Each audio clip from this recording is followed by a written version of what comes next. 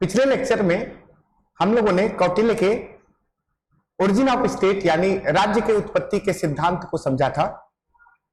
इस लेक्चर में हम लोग कौटिल्य के फॉरेन पॉलिसी यानी विदेश नीति को समझेंगे। और कौटिल्य अपने विदेश नीति को, फॉरेन पॉलिसी को 6 प्रकार से बताते हैं।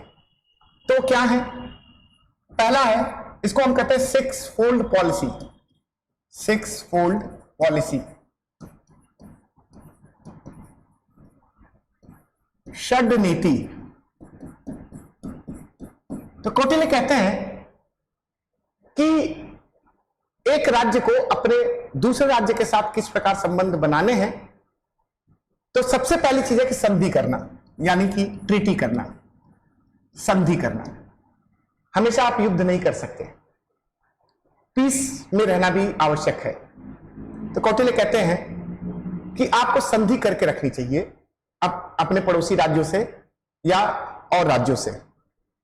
लेकिन संधि एक तरह से यह भी है कि अगर आपका दुश्मन आपसे मजबूत है, आपसे स्ट्रांग है, तो भी ट्रीटी करनी चाहिए, तो भी संधि करनी चाहिए, ताकि आप अपनी शक्ति को बढ़ाओ और तब तक संधि बनाए रखो जब तक कि आप इतने शक्तिशाली नहीं हो जाओ कि आप उस पर आक्रमण कर सको, अटैक कर सको। तो पहली पॉलिसी है संधि की। दूसरी पॉलिसी है विग्रह। जब आपको लगे कि आप पावरफुल हो चुके हो, आप युद्ध लड़ सकते हो, तो संधि को तोड़ दो, ब्रेक द ट्रीटी। संधि कर लो, और जब आवश्यक लगे कि आप ताकतवर हो गए हो, स्ट्रांग हो गए हो, तो विग्रह भी कर सकते हो। थर्ड,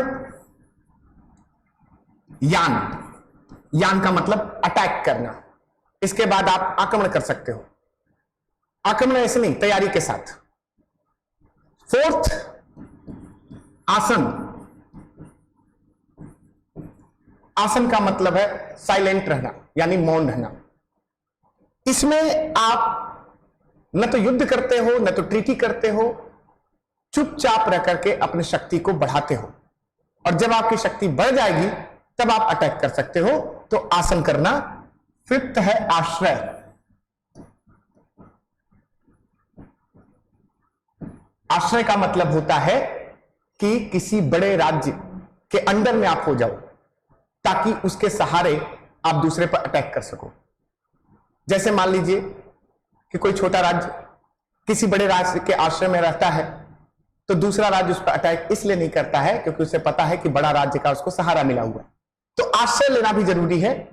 6 जो उनकी थ्योरी है वो है द्वैधी भाव।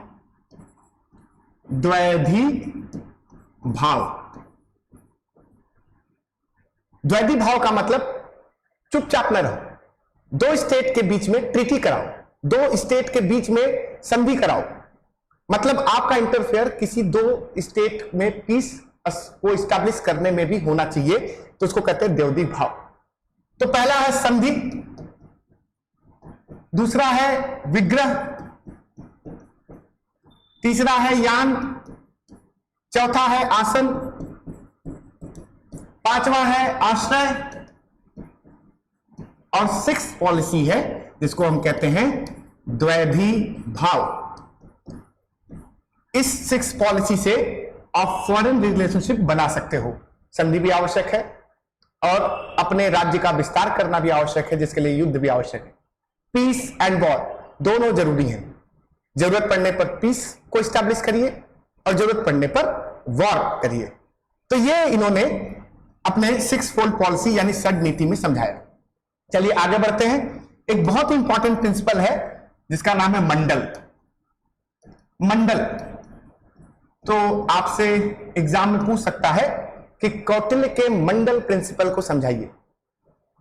अब आप इसको समझने के लिए यह सोचिएगा कि जो हमारा पड़ोसी होता है उससे कभी भी हमारे अच्छे संबंध नहीं होते हैं। यही कौटिल्य कहते हैं कि जो हमारा नेबर है, जो हमारा पड़ोसी है, वो हमारा मित्र नहीं होता है, वो हमारा अरी होता है, यानी वो हमारा एनिमी होता है।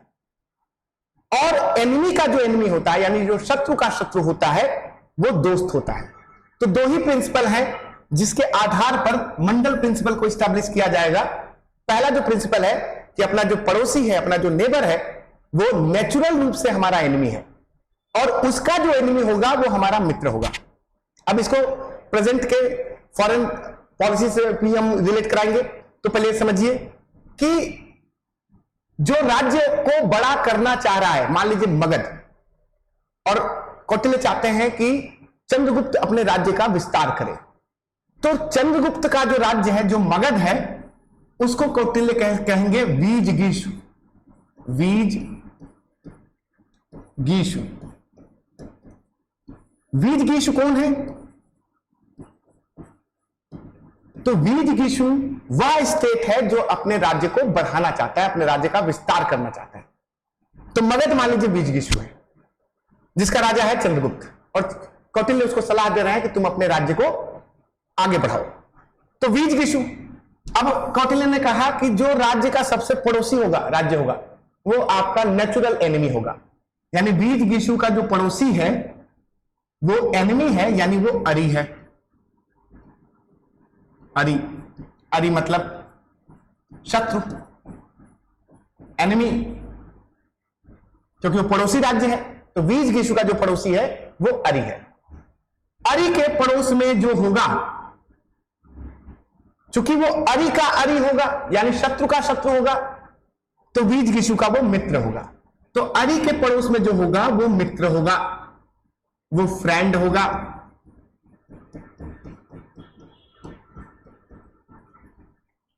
बीच में हो गया वीजगीषु, उसके बाद आ गया अरि, और अरि के पड़ोस में जो है वो है मित्र। अब मित्र का जो पड़ोसी होगा वो मित्र का शत्रु होगा, वो मित्र का एनिमी होगा, क्योंकि इसकी सीमा इससे मिल रही है। तो मित्र का अरि, मित्र अरि, मित्र का अरि अपना क्या होगा? अपना भी अरि होगा, यानी वीजगीषु का भी अरि होगा, एनिमी होगा। तो मित्र का अरि जो है वो भी हमारा शत्रु है। और मित्र के अरि का जो पड़ोसी है, मित्र अरि का जो अरि है वो मित्र का फ्रेंड होगा। तो अपना भी क्या हो गया? मित्र हो गया, फ्रेंड हो गया। अब इसके पड़ोस में जो होगा वो इसका अरि होगा। तो मित्र अरि, अरि का अरि, मित्र अरि, अरि का अरि अपना अरि होगा, अपना अरि होगा, अपना एनिमी होगा। देखो बहुत ही आसान भाषा में देखो, वीजगीषु वो है जो अपने राज्य को विस्तार कर रहा है, जो कंक्वेयर करना चाहता है, और उसका जो पड़ोसी है वो है अरि, क्योंकि अपना पड़ोसी शत्रु होता है। शत्रु का शत्रु अपना होगा मित्र, मित्र का शत्रु भी अपना शत्रु, और उसका जो शत्रु है वो हमारा मित्र है, और उसके पड़ोस में ये भी मेरा अरि है। तो इस प्रकार कौटिल्य ने कहा कि ये अरि मित्र इस तरह से बनते हैं। अब वीजगीषु इधर जा रहा है, लेकिन उसके पीछे भी तो कुछ स्टेट होंगे, कुछ राज्य होंगे। तो वीजगीषु के जो पीछे का राज्य है उसको कौटिल्य कहते हैं पार्ष्णिग्राह। पार्ष्णिग्राह यानी पीछे का शत्रु, रियर एनिमी। इससे भी सावधान रहना है, पार्ष्णिग्राह से, ये भी शत्रु है। अब इससे जो सीमा लगेगी दूसरे की वो कहलाएगा आंक्रद, यानी रियर फ्रेंड। रियर फ्रेंड है ये। उसके पीछे जो होगा वो अगेन हमारा शत्रु होगा, और वो कहलाएगा पार्ष्णिग्राह सार। तो ये है, ये भी एनिमी है। और उसके पीछे जो होगा वो अपना मित्र हो जाएगा, वो कहलाता है आंक्रत सार। और ये क्या हो जाएगा? ये अपना फ्रेंड हो जाएगा। तो देखो इधर अरि मित्र जा रहा है, ठीक ऐसे ही पीछे भी अरि मित्र होगा, लेकिन जो पीछे का एनिमी है उसको कौटिल्य ने पार्श्वनिग्रह कहा है, और जो पीछे का एनिमी है उसको पार्श्वनिग्रह कहा है, और जो पीछे का मित्र है उसको आक्रंत कहा है, फिर उसके पीछे पार्श्वनिग्रह सार एंड आक्रंत सार है। इस प्रकार कौटिल्य ने स्टेट को बनाया। इसके अलावा दो स्टेट की बात और करेगा। एक स्टेट होगा जिसको कहेगा मध्यमा।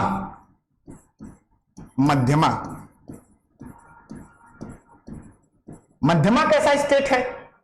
तो मध्यमा एक शक्तिशाली स्टेट है जो कई बार युद्ध को रोकने का भी काम करता है, कई बार इसकी शरण भी लिया जा सकता है, और ये एक्टिवली इन्वॉल्व है।